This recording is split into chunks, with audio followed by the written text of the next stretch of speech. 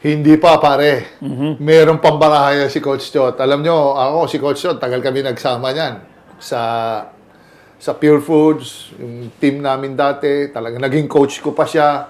Pare, he will never run out of cards in his, sa kanya. Kasi Coach Chot, very dynamic ang tao na yan.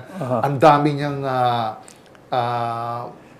kaparaanan para kahit pa paano mag-trigger, mag-motivate. Pare, nagti-team building si Coach Chot. He knows all the indicators o mga techniques para ma-motivate ang team. And, pare, you're talking about Grand Slam bid. Minsan lang ito dumadating sa career ng isang coach. Hindi ito madalas. So, he will make necessary adjustments.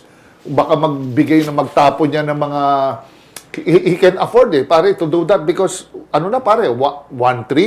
So, your back is basically against the wall. Naka-pin down ka na dyan. So, there's no way but to go up So, ang gagawin niya, lahat ng susugal na yan si Coach Chot, hindi, pwede mo sabing desperate because money's on the line. So, this is, he has to push the panic button. But, I think one of his technique or siguro mga ways para niya magandang discarding gagawin niya is how will you solve Junmar Fajardo? Kasi pare, overwhelming ang presence ng Junmar. Puno lahat ng stats, rebounding, scoring, blocking, defense. Kung mas magagawa, I'm sure gagawa ng paraan to ni Coach Chot, or it's either they will let Junmar score, shut down yung kakampi ni Junmar, or shut down si Junmar.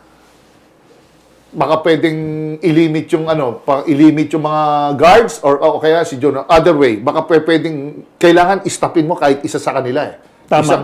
Yung Smalls or yung si John Mar. Kung hindi, you will just repeat the same mistake. Correct. Na hindi na solve yung San Miguel na campaign itong